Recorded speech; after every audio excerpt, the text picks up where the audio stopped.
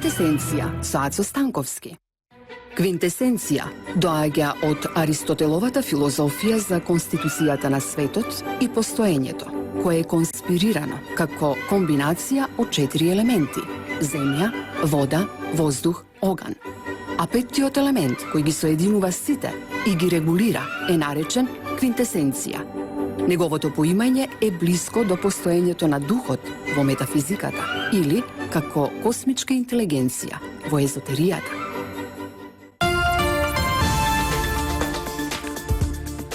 Добро вечер, драги слушатели и слушатели на радио Слободна Македонија, што емитува во Боја.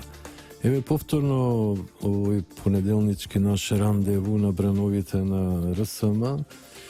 Би сакал да ги искористам за едно појаснување на целата состојба што не зафати сите како народ. И тоа не е случајно, таа ситуација е глобална. Ние често пати тука зборевме за некои финеси на културата и уметноста и на крилјата на имагинацијата можевме навистина да испитаме некои феномени кои се зацкриени или кои постојат само на езотеричен план, а кои се дел од продукцијата на човековиот уметнички гении. Но денеска, по последниве времења, можеби тоа трае со неколку месеци, политиката никако да се симне од нашиот репертоар, а тоа е поради самата нејзина магнетичност во овие времења. Тоа не е само поради Македонија и нејзината чудесна констелација и така наречената криза, која изби како еден вид конспиративно сценарио за, како што гледаме сега, редефинирање на македонското државно устројство. Туку исто така се случуваше на сите меридијани и во неколку наврати доби навистина планетарен одек. Тука би можел да ги спомнам сите оние големи триумфи што оваа година ги постигна антиглобалистичкото движење без оглед од која провиниенција е. Значи, движења, еден вид на колективна свест која се судри со онаа свест на веќе рѓосаните елити, би рекол, кои поточно себе си се гледаат како неолиберали. Меѓутоа, тоа е цела една, би рекол, еклектика на разни идеолошки правци и стилови кои изнедрија во 20 век, а некои имаат траги уште од крајот на 18 век.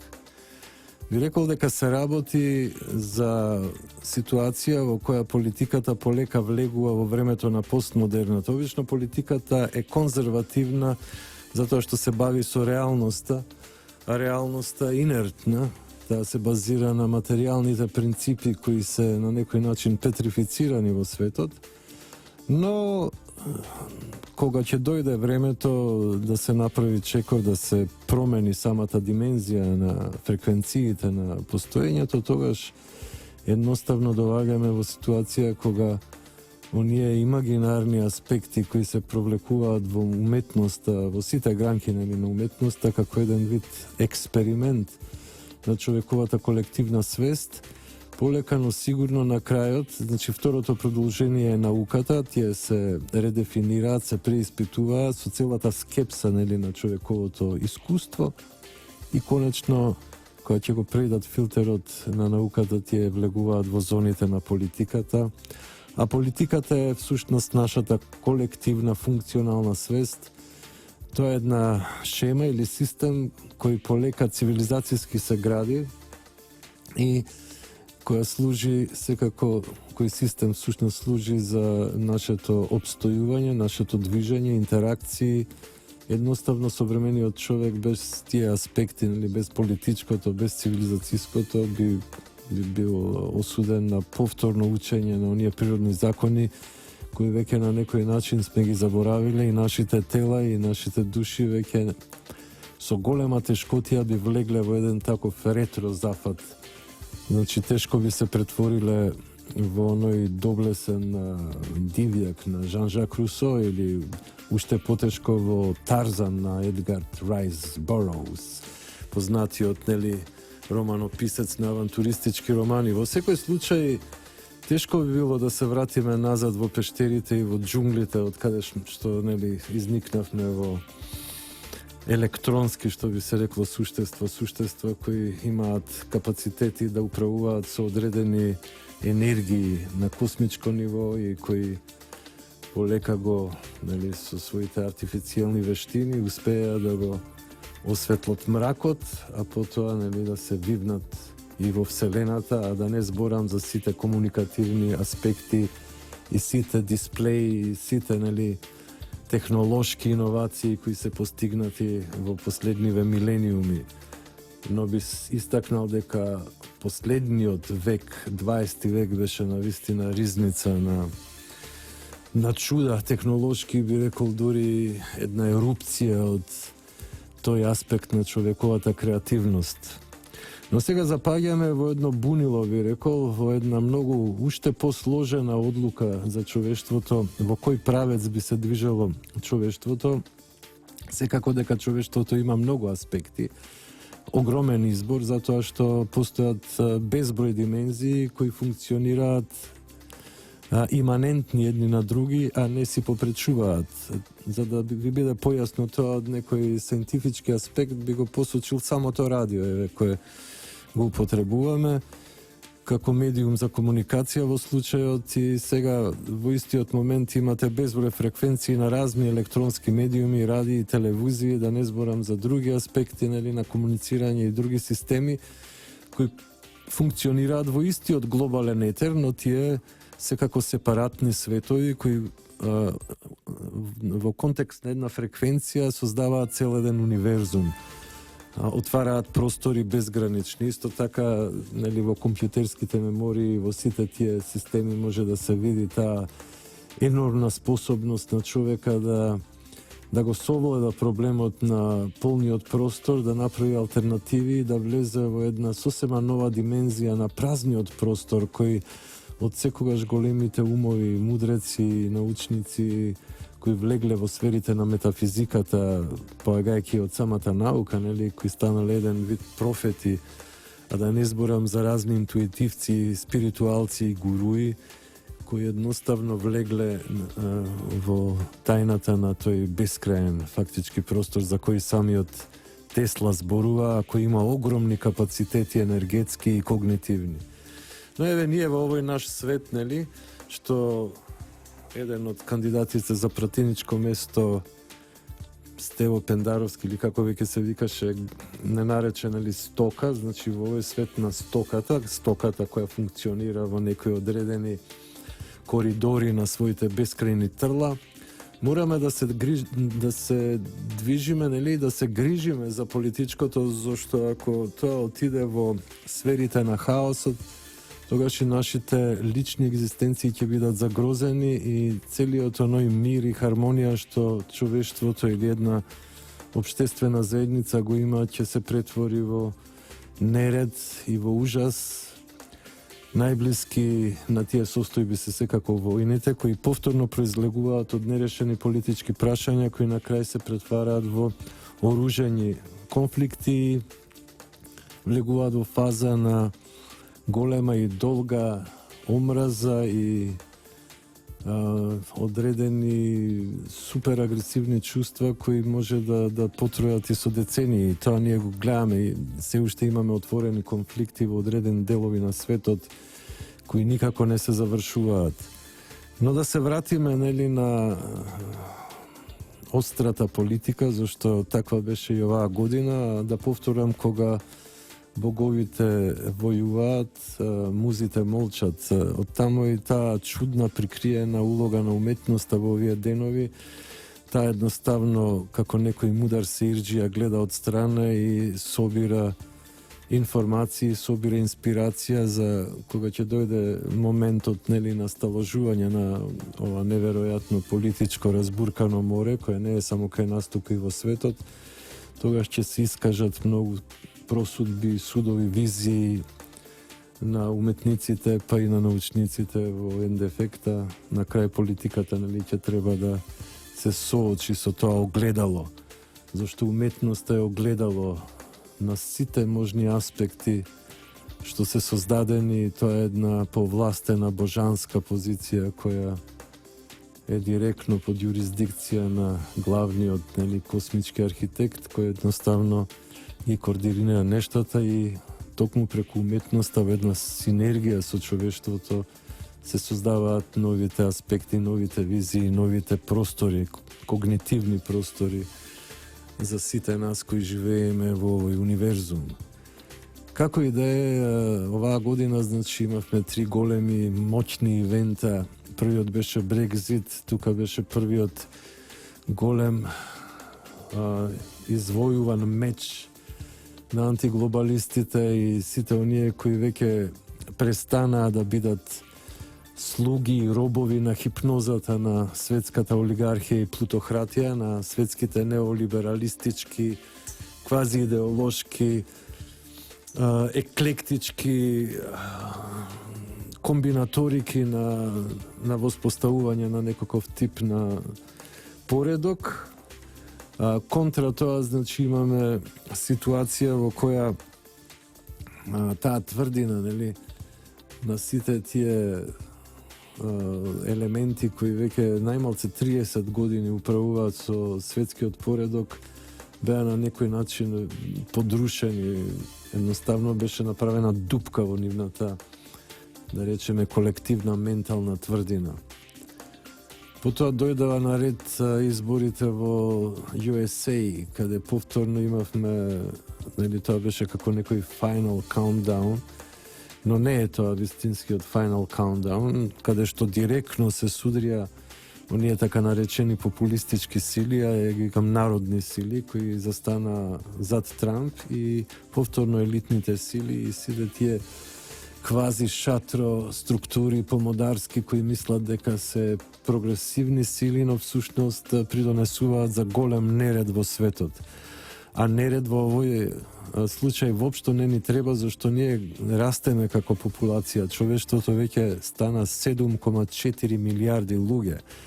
И секое поголемо комешање може да предизвика огромни стампеда и трагедии. Не заборавете, Стево Пендаровски не нарече стока.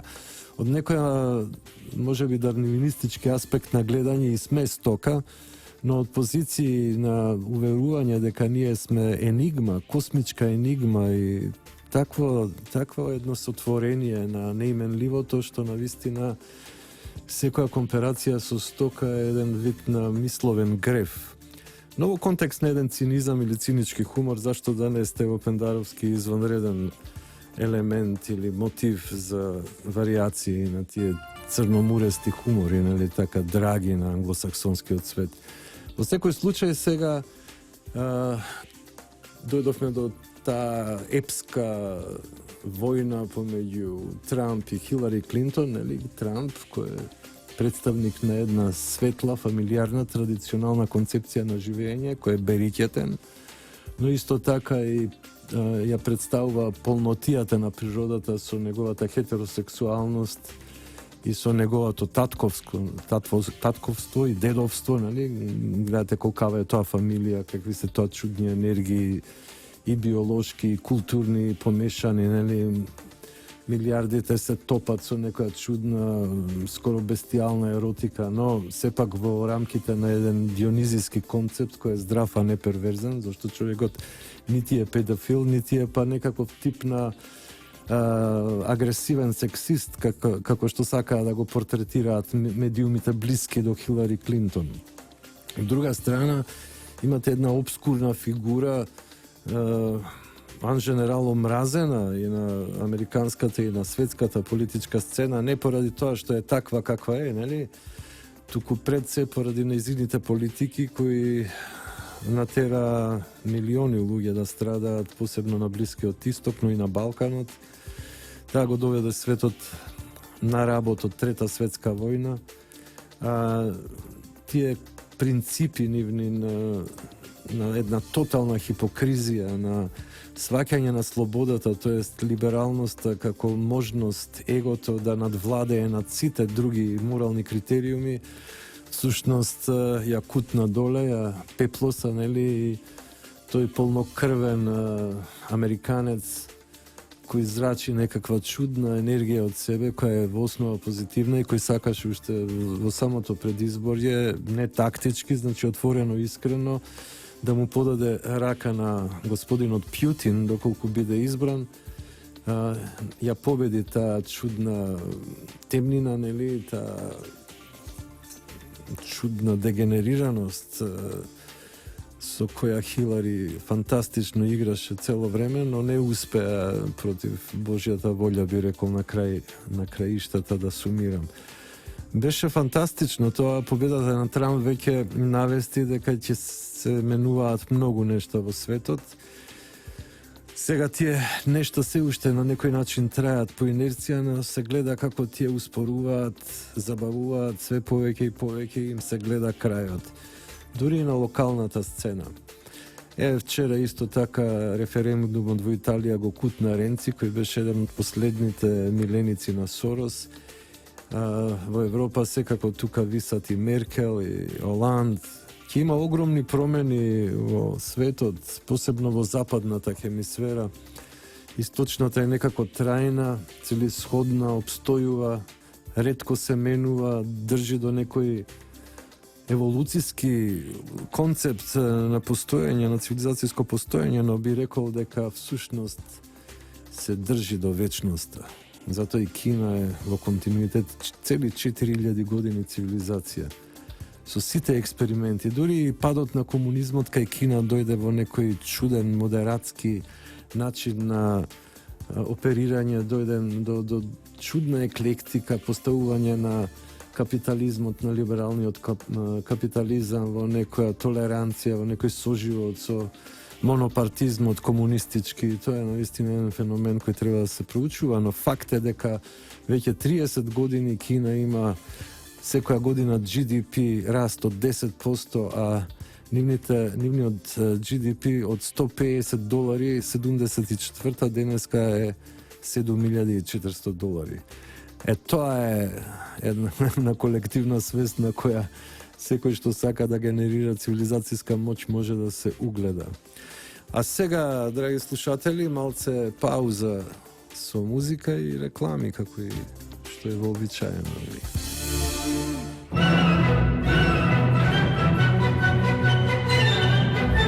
Квинтесенција со Ацо Станковски.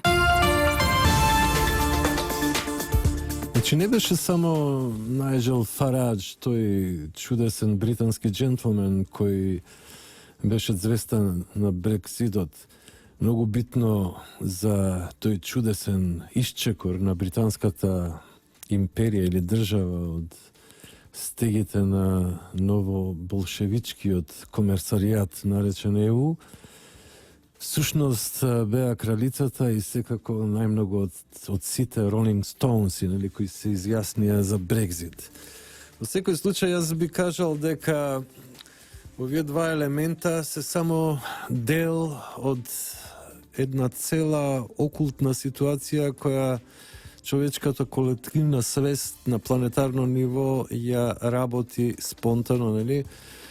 Веќе неколку години се спремаше оваа ситуација, веќе вибрациите едноставно станаа синхрони и реалноста настапува во тие веќе долго припремани имагинативни состојби или визии кои во еден момент полека доаѓаат до степен на реалност. Така, како и да е, целото не е се, што рече на позната СДСМовска политичарка, која сега нуди по 30.000 денари.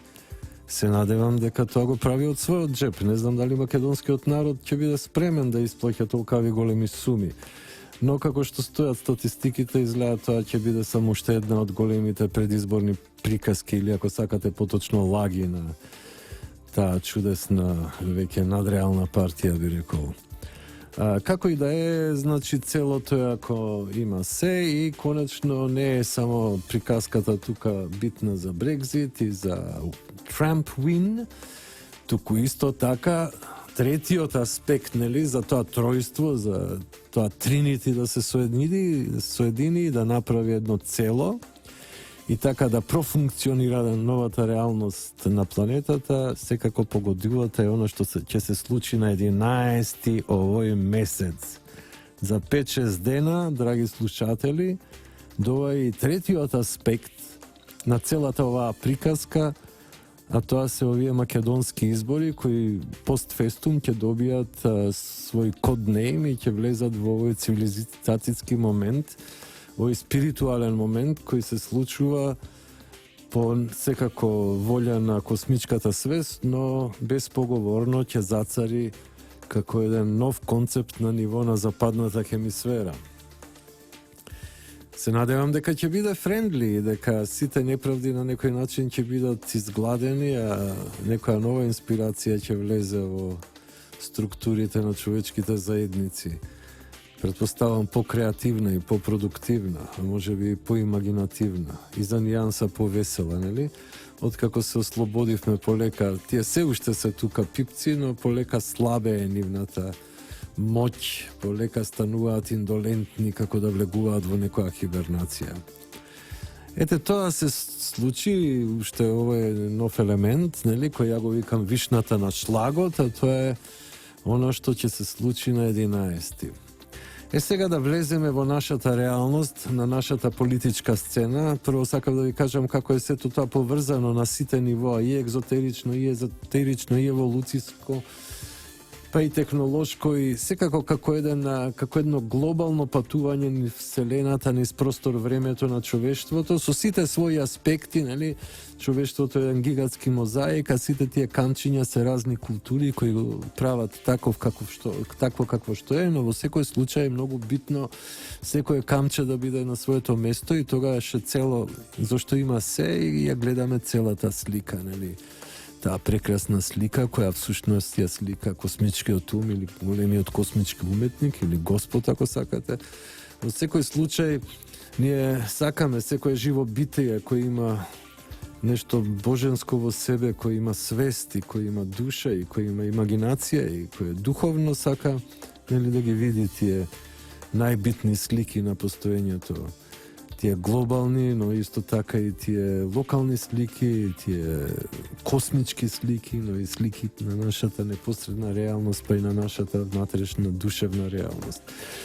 Како и да е, цело има, само кога има се, што би рекла мадам Шекеринска, но мора да и препорачам да се спреми за големиот пораз кој ќе дојде после 11 декември, затоа што поради нивната недоветност, поради тоа што решија да бидат сервилни кон меѓународната, која не сакаше ништо добро на Македонија, која сакаше да ја измеси како пластелин според потребите на нејзините интереси и да ја стави во една крајно недолична ситуација на штета на виталните интереси на македонските граѓани.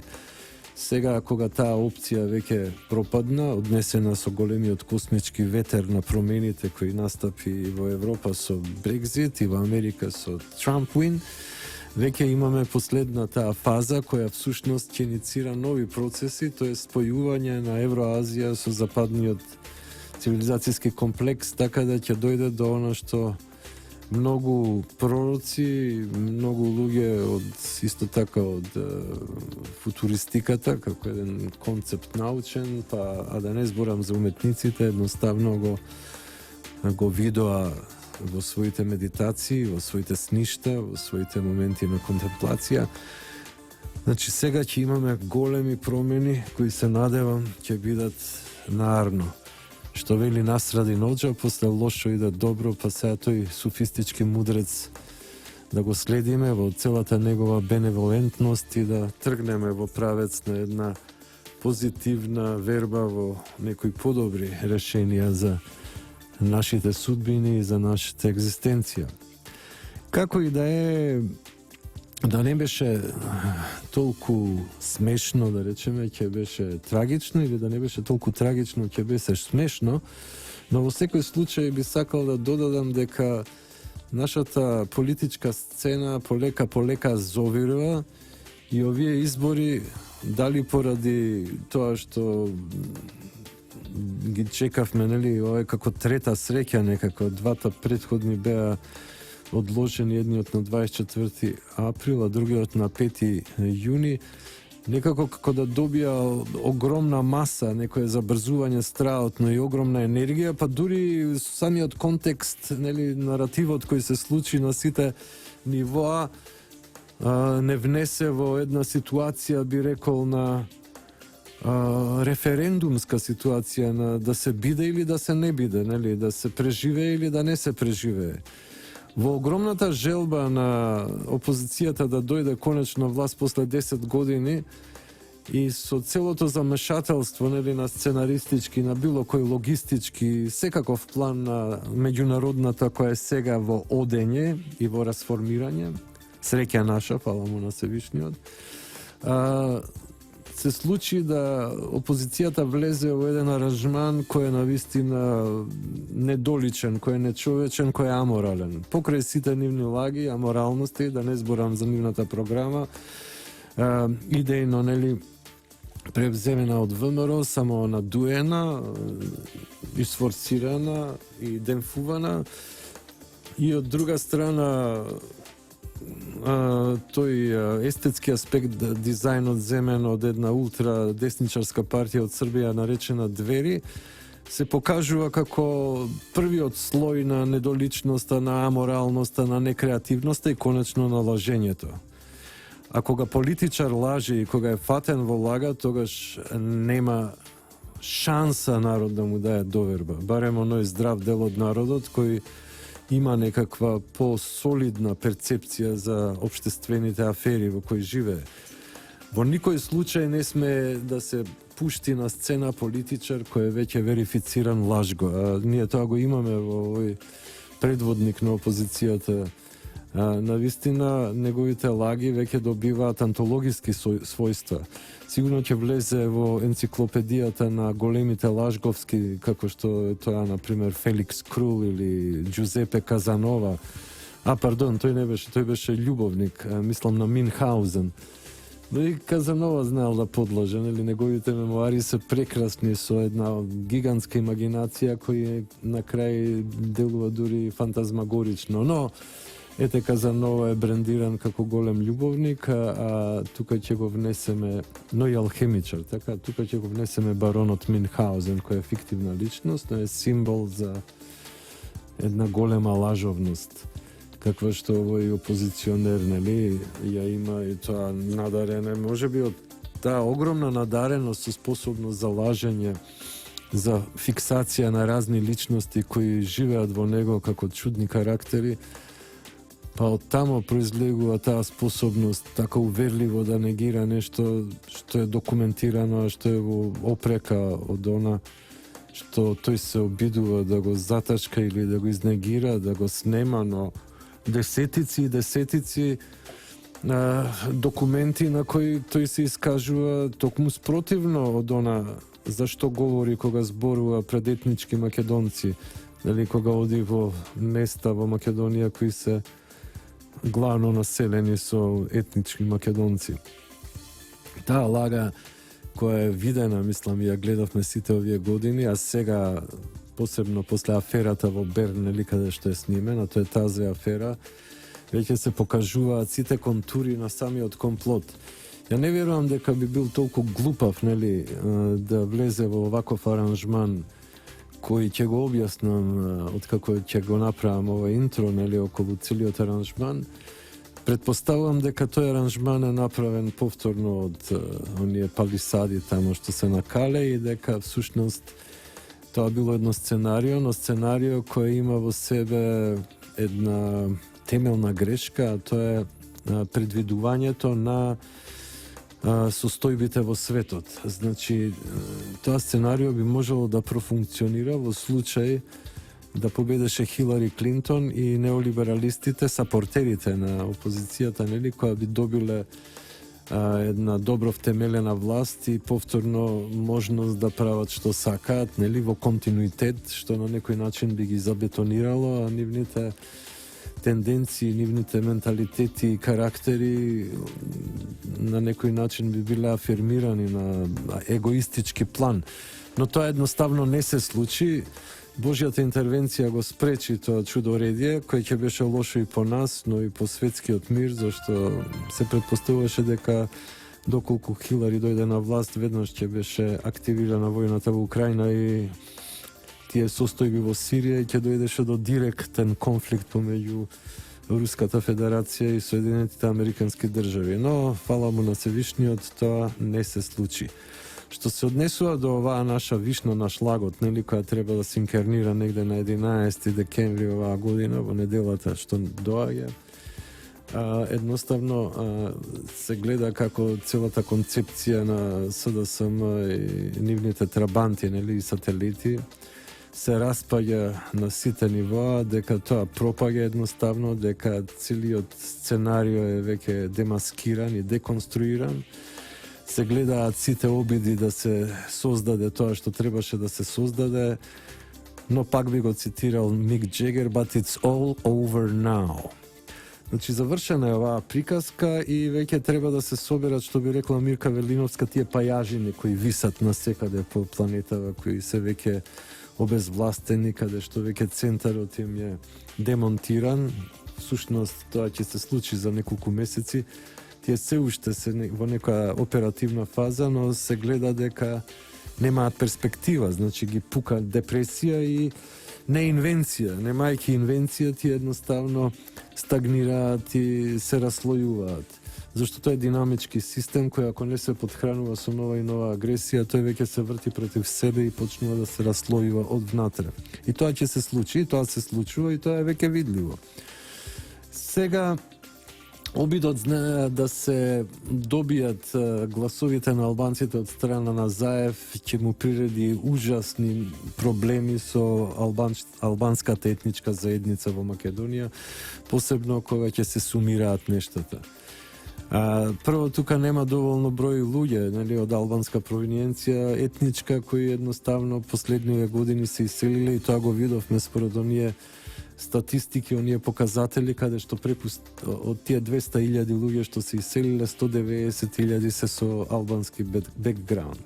Таа етничка заедница има еден динамитет, една општествена акција, затоа што никогаш не партиципирал потполно и целосно во комунистичкиот утописки експеримент и секогаш се држал до некои конзервативни, традиционални принципи пред се што се однесува до што се вика приватен бизнис и приватна своина, нели. Во секој случај реагирањето на кризата беше очибино, но од една страна тоа се прагматични зафати, нели, за подобар живот, но од друга страна едноставно теренот останува осиромашен од многу луѓе кои би биле, нели, гласачка машина или кои би ја изразиле својата волја на избори, па би добиле некоја ваква или онаква политичка констелација во смисол на моќите во парламентот, кои ќе генерираат понатака други структури кои ќе управуваат со државниот систем.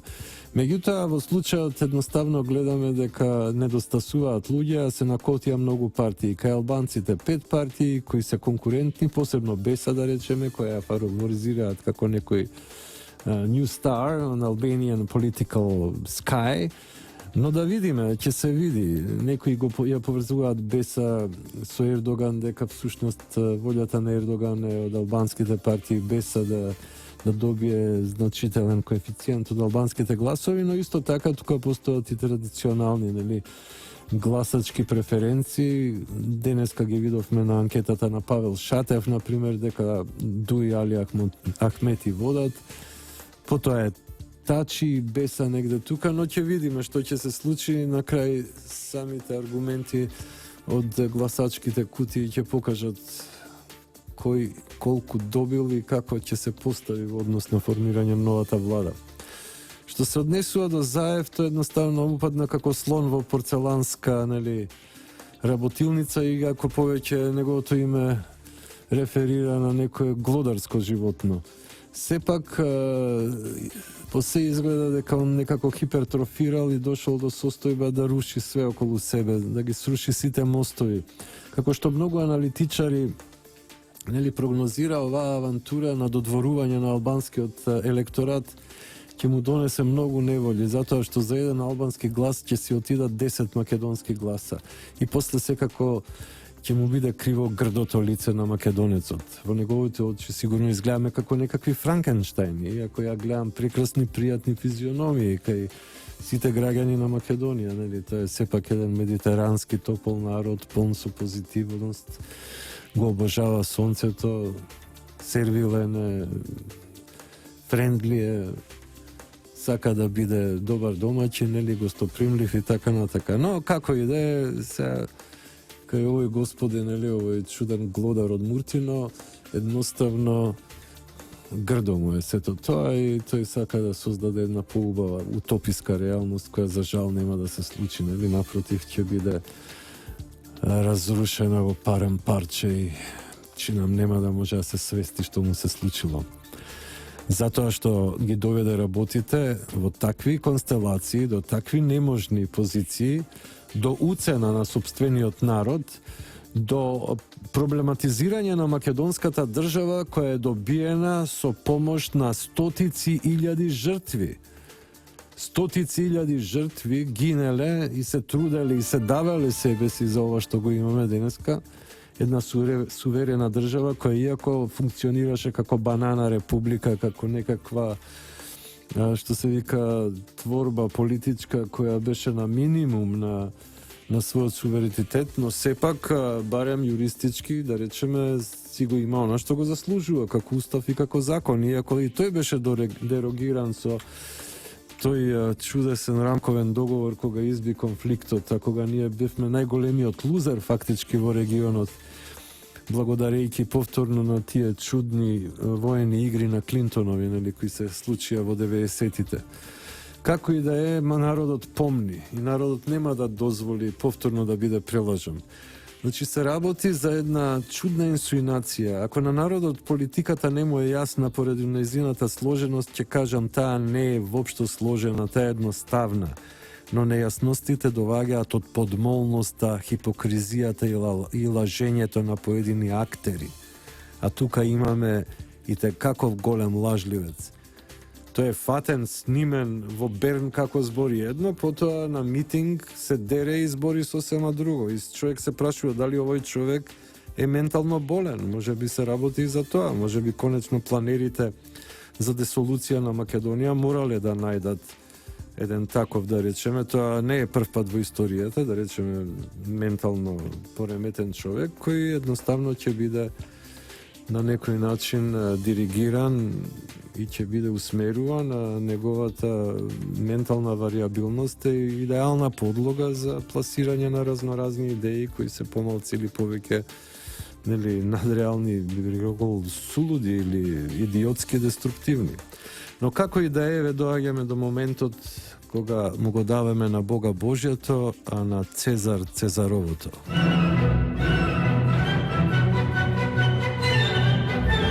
Квинтесенција со Ацо Станковски. Значи, она што опозиционата партија го воспостави како брендирање на собствената кампања, како тема или како наслов за живот, е веќе една патолошка ситуација во која ние како да сме сите мртви, како да сме сите Свети Лазар, па доаѓа, нели, Исус Христос, па не оживува сите. Сите сме мртви во Македонија и доаѓа пророкот или Божиот син или Месајата, нели, и не оживува сите. Е тој комплекс на Месија, едно од најтешките лудила. И во психопатологијата толкому овој тип на лудило е она која има доволно интелигенција функционална во себе да може да се пробива во одредени системи, да влегува во одредени структури. Набилдано е со страотна волја за моќ, затоа што никогаш не се сомнева во себе си, нели? Тука е прилично глуп и нема механизми на преиспитување и на самоанализа. И на тој начин може да зацари со одредени структури. Такви чудни тирани се појавувале во историјата на човештвото. Но уште поголем дел од нив биле спречувани во процесот на селекција на општествената, тука и политичка селекција, мислам, едноставно не успевале да се докопаат до врвот, до управувачкиот врв и да почнат со своите деструктивни, да не кажам хаотични или луди действија.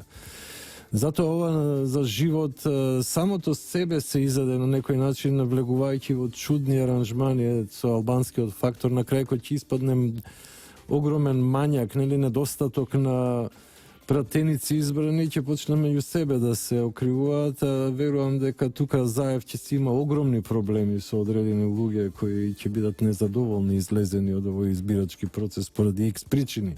Ние објаснивме дел од нив, нели емиграцијата, но исто така и хиперпродукција на албански партии, плюс Заев, кој веќе поведе едно оро, самиот го иницира тоа за федерализација, за двојазичност и сега се најдовме пред референдумски избор. Значи, ние сега не бираме за ВМРО или СДСМ или било која друга партија. Туку бираме дали ќе биде Македонија као држава или ќе влеземе во тотална десолуција и хаос на македонската држава. Што беше заговарано, нели, на тие полутајни, тајни средби со одредени луѓе кои се секако многу заинтересирани за тоа и кои имаат одредени суми, а гледаме дека и оваа меѓународна која пропадна на последните избори во USA и која треба да си оди, беше исто така многу заинтересирана. Но it's all over now, повторно го цитирам Мик Джегер и Стоунс и апропо овој феномен. Значи, ние сме сега ставени како народ, како нација пред референдум. Дали ние, граѓаните на Македонија, сакаме повторно да влеземе во некои турбулентни фази и најрадикалните аспекти од општеството да излезат на мегдан во еден страотен и ужасен и глуп конфликт, кој само ќе генерира нови и нови несреќи, мизерија, беда и така натака, или ќе бидеме мудри и ќе се заложиме за победа на она морално право, на оној концепт кој го имаме, кој е сигурен, кој е тука, кој едноставно веќе на некој начин и доби некоја своја хармонија и смирение и сега повторно ќе ччкаме во рана која туку што зацелила. Тоа ли сака господинот Заев или по она практика, тоест по она мудрост или девиза на големиот Наполеон Бонапарта кој рекола премоа е делюж. Но мислам дека тоа уште потекнува од времето на Нерон, а може би од времето на Сенека или Марко Аурелиј, како и да е. Во секој случај би рекол дека оваа игра на господинот Заев и на опозицијата страшно ќе му се удри од глава. Прво очекувам македонскиот народ и сите граѓани на оваа држава да му речеат едно резолутно не на овие референдумски пред се избори. И со ова би завршил, драги слушатели, само ве поканувам да бидете што е можно поконсеквентни и попатриотски и по-позитивно визионерски ориентирани кон оваа држава која ни е единствен дом и единствена колевка на нашата колективна свест. А сега ви посакувам прекрасна вечер со многу убави моменти и вибрации. Ова беше Квинтесенција со Ацо Станковски, Трговско радио, дифузно друштво Радио Слободна Македонија. Со мене заедно вечерова беа моите прекрасни пријатели и секако технички водители на ова шоу и на сите други шоуа и на целото радио, а тоа беа Никола Јовановиќ и Даливор Зафировски. Ви поздравувам и ви посакувам многу убави моменти. Се слушаме идниот понеделник и ќе дискутираме за тоа што ќе се случи оваа недела. Ве поздравувам и се најубаво, драги слушатели.